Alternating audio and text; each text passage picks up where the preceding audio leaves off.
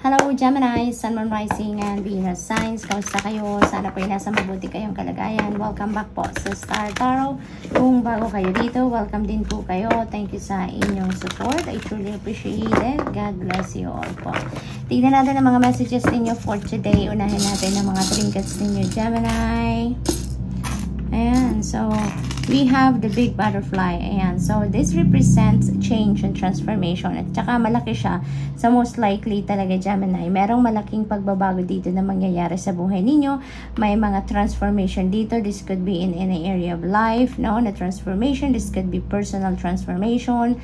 You know, ang ganap dito. Or maybe pagbabago sa external world ninyo, no? Maaring ganon ang ganap dito. But meron, definitely, merong magaganap na changes dito sa inyo. We have the peace sign. Ayan. So, napakaganda naman ito because ibig sabihin na magkakaroon na kayo ng peace of mind, magkakaroon na kayo ng kaluwagan sa inyong pag-iisip, sa inyong nararamdaman, yung dibdib ninyo, no, magkakaroon na ng kapayapaan, yung ganon. So maybe may mga problema kayo dito na masusolusyonan nyo na, maaari may mga challenges kayo dito na mapagtatagumpayan nyo na, or maybe meron din kayong mga hindi pagkakaintindihan siguro with another person, no? At magkakaroon na kayo ngayon ng pagkakataon na magkabati kayo, no? Magkaayos kayo. Kaya magkakaroon na din kayo ng kapayapaan sa isip at sa puso ninyo, no? So, what else? We have moth. Ayan. So, this is also about change and transformation, ano? So, mayroong malalaking pagbabago, mayroon ding maliliit, no? So, what else for Gemini? We have the Lover's energy. Ayan. So, unang-unang na-pick up ko dito, may decision making kayong kinakaharap, no? Maaring meron kayong importanteng decision na kailangang gawin that could be related to your relationships, no? Yung relationships naman na to, this is not limited to love and romantic relationship. Maaari din na mayroon kayong mga choices na kailangan gawin pagdating sa inyong mga pakikipagkaibigan, sa inyong relationship with another family member, or siguro nga, no, sa ang iba naman sa inyo dito sa inyong mga relasyon, no? Maaring ganun ang ganap dito for some of you. But for some of you naman dito, Gemini, maaring ang iba sa inyo dito ay ikakasal na, magpapakasal na, magdidesisyon na magpo-propose, or magdidesisyon na rin na magpakasal, no? Yung mag-level up na sa inyong relationship, no? Sa inyong commitment with your person. Others of you, maaari din naman napapasok pa lang kayo dito sa love and romantic relationship. Maaring ganun din ang sitwasyon ng iba sa inyo dito. So, good luck po sa inyo, Gemini. Maraming ganap. Maraming ganap. We have 8 of Spring. Napakaganda. You know what? These are wonderful news coming in sa buhay ninyo, Gemini. So, napakaganda. There are wonderful news. There are wonderful opportunities din na parating dito sa inyo. Yung mga balitang ito could be about these opportunities, no? At yung mga opportunities na to, this could be in any area of life. Maaring ito yung opportunity to love again. Yun talagang una kong na-pick up na mga salita. So, maaaring ganon. Maaari din naman na this is opportunity related to travel. This could be opportunity related to money, career, and finances, no? Or any other area of life. And this, this energy is a fast-moving energy. Kaya maaring mabilisan ang ganap dito sa buhay ninyo. Maaring may mga mabilisang pagdedesisyon dito na require ang mga sitwasyon sa buhay ninyo. Maaring mabilisan dito ang dapat ninyong maging desisyon, maging galawan. You need to act on these opportunities right away. Yung mga ganun ba, no? In terms of travel naman, maybe Gemini, ang travel ninyo is overseas travel, or maaaring yung mga travel na yan ay related din naman sa inyong health. Yun ang na-pick up ko. Maaring pa-check up ito. Maaring may pupuntahan kayong medyo nasa malayong lugar siguro para makapagpa-check up, no? But of course, this is not going to resonate with everyone, so just take as it resonates po, Gemini, okay? For others of you, this travel could be related to these opportunities sa trabaho, karera, or negosyo, no? So, maaring ganun ang ganap. We also have the Empress energy. Napakagandang energy din ito. lalong-lalo na pagdating sa inyong money, career, and finances, family, and relationships. Kasi this is a very nurturing energy as well as prosperous and abundant energy. Kaya napakaganda nito pagdating sa inyong kaperahang aspeto, kasi magkakaroon kayo dito, no? Meron talagang parating dito na opportunity pagdating sa usaping bagong trabaho, bagong karera, or an opportunity, no, to start a new career or trabaho, negosyo, yung mga ganon, no?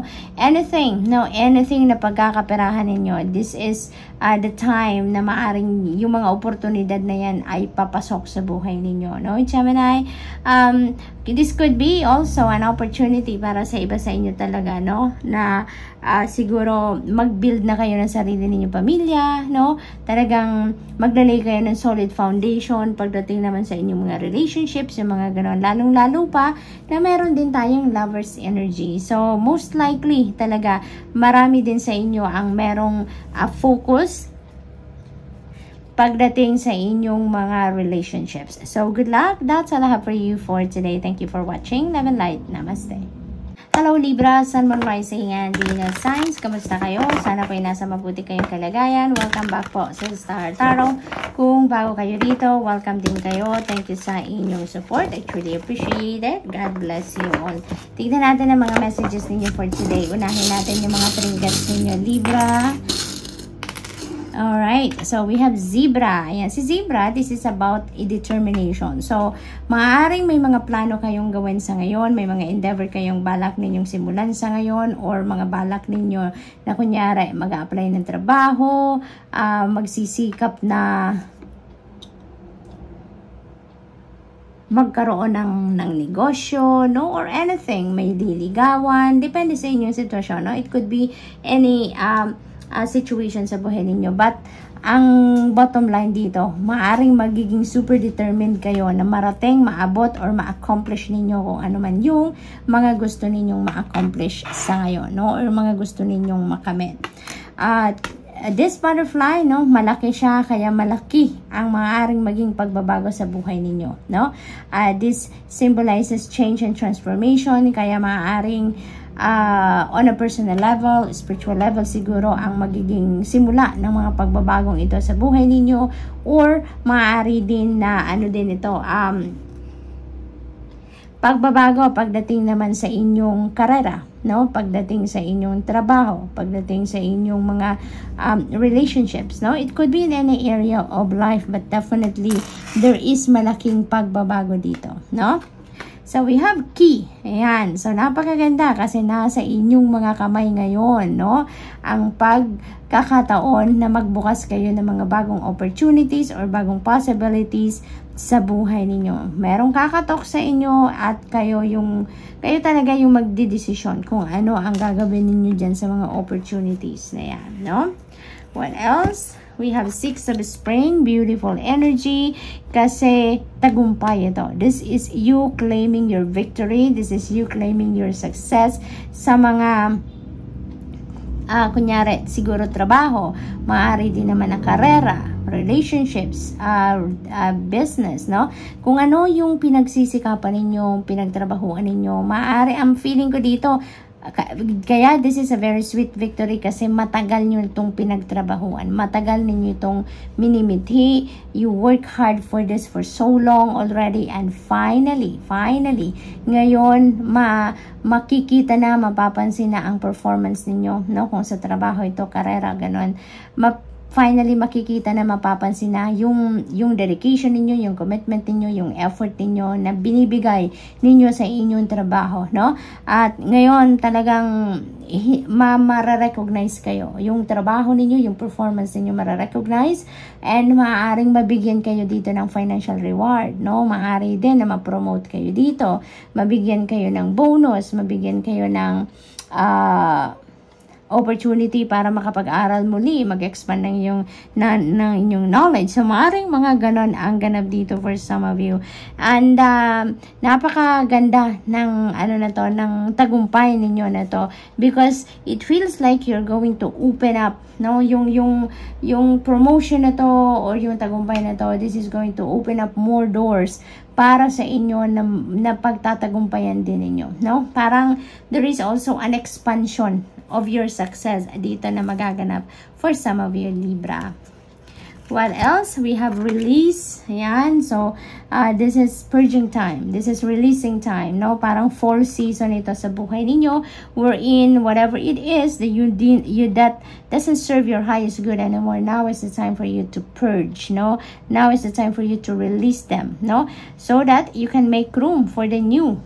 Diba? Kasi maaaring meron ditong mga lumalapit na sa inyo na handang pumasok sa buhay ninyo, pero maaaring dahil punong-puno pa kayo, no? Marami pa kayong bagahe sa puso ninyo, sa dibdib ninyo, sa sarili ninyo in general. Kaya maaaring hindi pa sila nakakapasok. And now, you know, it's time for you to release the past and move on with something new. Yun ang sinasabi sa inyo ng card na to. Dahil marami nang naghihintay na pagkakataon and even tao, bagong experience, no, naghihintay na makapasok sa buhay ninyo, pero yun nga, you may need to release something, no, para kayo ay makapag-welcome ng mga bago, no.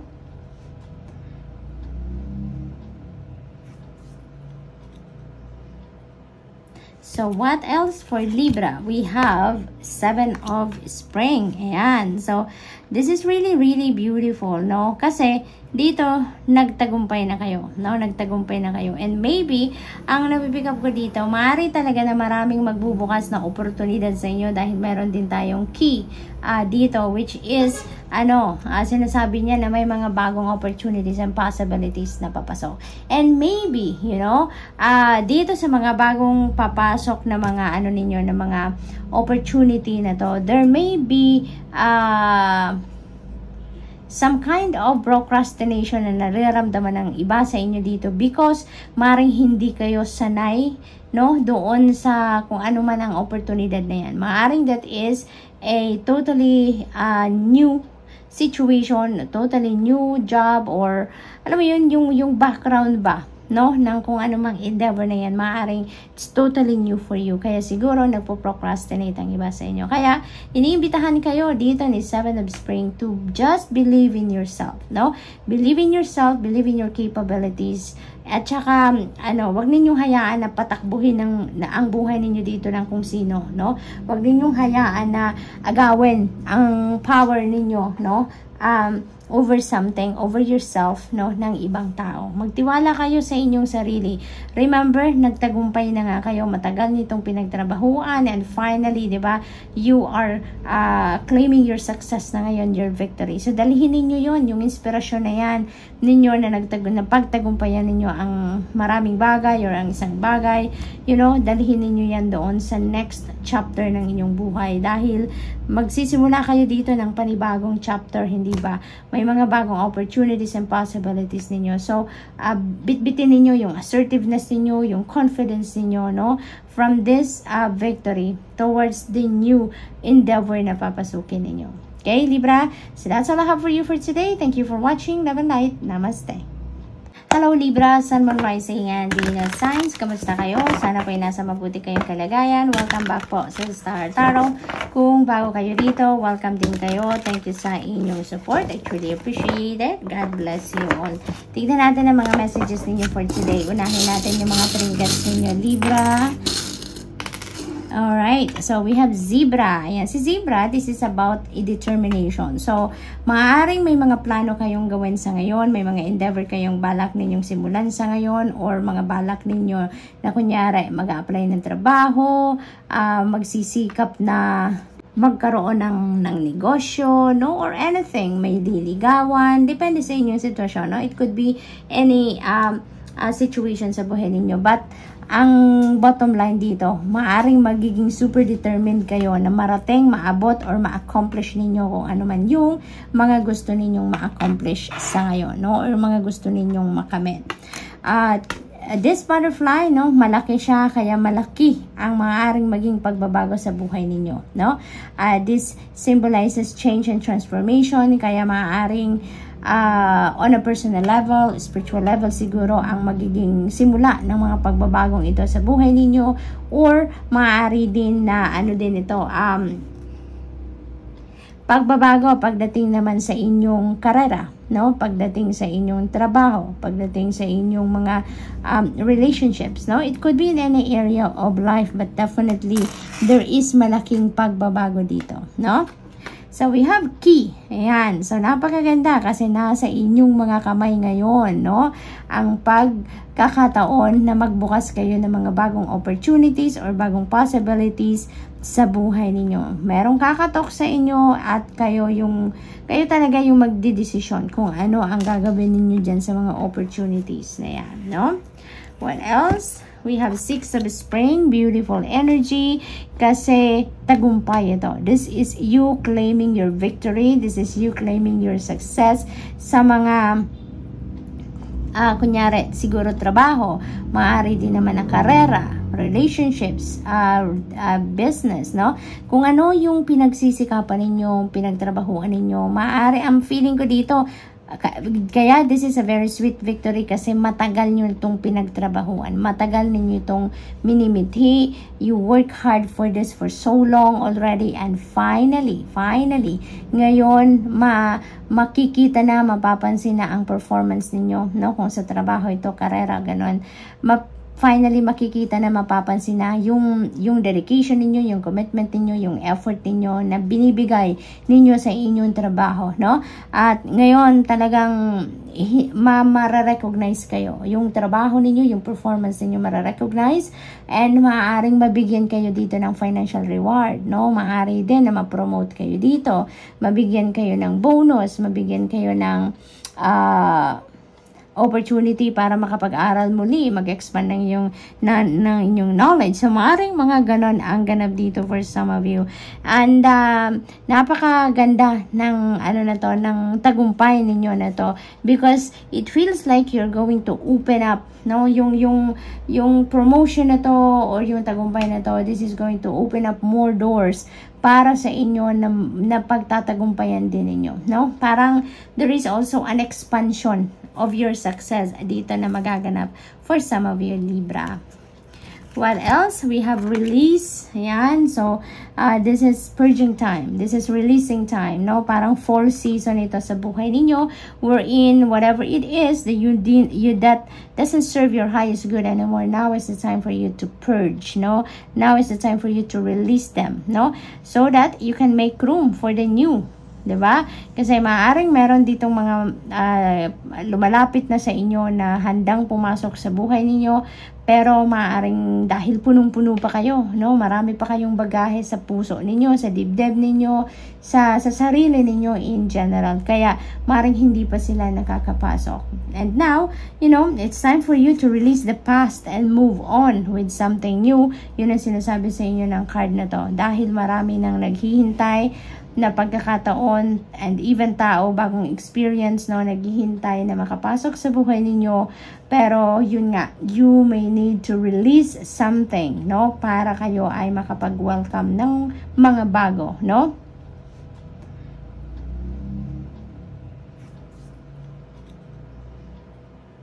So, what else for Libra? We have 7 of Spring. Ayan. So, this is really, really beautiful, no? Kasi, dito, nagtagumpay na kayo, no? Nagtagumpay na kayo. And maybe, ang napipick up ko dito, maaari talaga na maraming magbubukas na oportunidad sa inyo dahil meron din tayong key dito, which is, sinasabi niya na may mga bagong opportunities and possibilities na papasok. And maybe, dito sa mga bagong papasok na mga, na mga opportunity na to, there may be, some kind of procrastination na nararamdaman ng iba sa inyo dito because maring hindi kayo sanay, no, doon sa kung ano man ang oportunidad na yan. Maaring that is a totally new situation, totally new job, or alam mo yun, yung background ba, no, ng kung ano mang endeavor na yan, maaaring it's totally new for you. Kaya siguro nagpo-procrastinate ang iba sa inyo. Kaya iniimbitahan kayo dito ni 7 of Spring to just believe in yourself, no? Believe in yourself, believe in your capabilities, At saka, wag ninyong hayaan na patakbuhin ang buhay ninyo dito ng kung sino, no? Wag ninyong hayaan na agawin ang power ninyo, no? Over something, over yourself, no, ng ibang tao. Magtiwala kayo sa inyong sarili. Remember, nagtagumpay na nga kayo, matagal nitong pinagtrabahuan, and finally, di ba, you are claiming your success na ngayon, your victory. So, dalhin ninyo yon, yung inspirasyon na yan ninyo na pagtagumpayan ninyo ang maraming bagay or ang isang bagay, dalhin ninyo yan doon sa next chapter ng inyong buhay. Dahil magsisimula kayo dito ng panibagong chapter, hindi ba? May mga bagong opportunities and possibilities ninyo. So, bitbitin ninyo yung assertiveness ninyo, yung confidence ninyo, no? From this victory towards the new endeavor na papasukin ninyo. Okay, Libra? So, that's all I have for you for today. Thank you for watching. Love and light. Namaste. Hello, Aquarius, Sun, Moon, Rising, and Venus signs. Kamusta kayo? Sana po nasa mabuti kayong kalagayan. Welcome back po sa Star Tarot. Kung bago kayo rito, welcome din kayo. Thank you sa inyong support. I truly appreciate it. God bless you all po. Tingnan natin ang mga messages ninyo for today, Aquarius. Unahin natin ang inyong mga trinkets for Aquarius. We have Baby Boy. Ayan. So, si Baby Boy, dahil general reading naman ito, so this could be also a baby girl, no, na parating sa buhay ng iba sa inyo, Aquarius. Maring iba sa inyo manganganak ngayon, or maybe yung person ninyo, or maybe kapamilya ninyo, or someone na close to your heart, siguro, ang mag-welcome ng bagong baby. Okay? For others of you, maaari din na this is, bagong trabaho, bagong karera, bagong person na papasok sa buhay ninyo, bagong kaibigan, bagong relationship. It could be anything, no, na definitely bago sa buhay ninyo, no? May bago kayong chapter, kumbaga, nabubuksan dito or sisimulan dito, because this baby boy represents also a new beginning, no? So this is a fresh start sa buhay ninyo na maaring parating, no? We have butterfly. At yung mga pagbabago na yan, ito na sinasabi ng butterfly. Because this butterfly represents change and transformation. And this is massive transformation na maaring mangyari sa buhay ninyo, Aquarius, dahil napakalaki ng butterfly.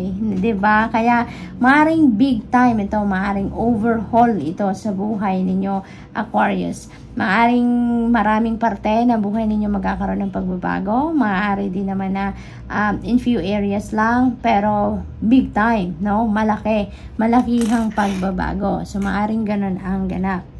We also have the key. Ayan. So, napakaganda rin ito kasi this is your pagkakataon ngayon na magbukas ng mga oportunidad or posibilidad sa buhay ninyo. Marami ditong dadating, maraming kakatok sa buhay ninyo, at maaaring mag-welcome kayo dito ng multiple opportunities, no, sa buhay ninyo, Aquarius. We have the coin. Ayan, napakaganda nito kasi talagang pursigido kayo dito, no? Magiging pursigido kayo. You're really going to pursue whatever you really want in your life, no? At maaaring dati nagpo-procrastinate kayo, nagsi-self-doubt kayo, at maaaring yan ang magiging isa sa mga babaguhin ninyo. At ngayon, you're going to be very determined, you're going to be very decisive, you're going to be laser focused ngayon na kung ano yung mga gusto ninyong mangyari sa buhay ninyo, gusto ninyong makamit na mga hearts desires ninyo, ay talagang pag-iibayuhin ninyo ang inyong kasipagan at tiyaga, no, para makamit ninyo kung ano man ang mga yan, no? You're really going to pursue whatever you really want, no, to have in your life, no? This could also be, wealth na maaaring parating sa inyo. This could be financial gain. Maaari din na may mga balak din ng iba sa inyo dito na mag-invest, no? Maaring ganun din ang sitwasyon. Princess of Spring. Ayan. So, creative opportunities talagang maaari din dumating sa inyo. Maaaring ito na yung mga pagkakataon na dadating sa inyo wherein mabibigyan na kayo ng pagkakataon din dito na ma-express ninyo ang iyong creativity, mailabas ninyo mga creative ideas ninyo, maaaring mga opportunities ito na magbibigay sa inyo ng chance para ma-express ninyo ang inyong passion or magawa ninyo ang inyong passion. So this is really, really gorgeous, no? What else? We have 5 of Winter. Ayan. So, Maaari ang iba sa inyo dito, no, ay siguro may hindi kayo pagkakaintindihan with another person, no? Maaring hindi kayo nag-agree on something, on a subject. Maaring naghiwalay kayo dito na you're not on the same page, no? Maaring ganon ang ganap. At saka kaya kailangan ninyo dito na magmuni-muni, kailangan ninyo dito na mag-step back muna from that situation para nang sa gayon makapag-isip-isip kayo, mapag-isipan ninyo what happened, bakit nangyari ang mga yon, and what can you do right now para magkaayos kayo or mag-meet kayo halfway, no, ng kausap ninyo, kung ano man ang pinag-uusapan ninyo, no, Aquarius.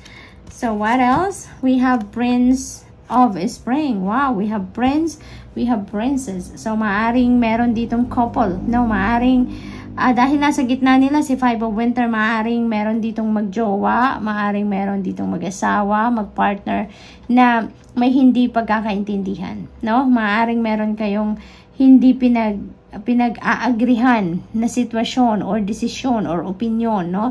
Maaring mga ganon. Kaya medyo nag-clash siguro dito, no? Nagka-clash kayo ang mga ideas ninyo, ang isip ninyo, yung mga reasoning ninyo siguro medyo nagka-clash, no? Maaring ganun ang ganap ng iba sa inyo dito. For others of you, this could be balance, no? This could be a message of balance na ibalik ninyo sa sarili ninyo, no? Maybe there are so many imbalances happening sa sarili ninyo, sa buhay ninyo in general, at panawagan ito sa inyo na try to ground yourself so that you can bring the balance back in your life. Dahil maaring yan ang kailangan ninyo sa ngayon so that everything will be in order, no? Nasa sistema ninyo, ang mga ginagawa ninyo, yung makakapag-desisyon at makakapag-isip kayo ng mas maayos, no? For others of you naman dito, Aquarius, and maybe this is related to this situation or sa sitwasyon ninyo at ng inyong karelasyon, maaaring gano'n, no? It might require you siguro dito to act on the situation right away. Lalo-lalo na kung dito sa inyong person na meron kayong hindi pagkakaintindihan, parang sinasabi ng mensaheng ito para sa iyo na act on it right away.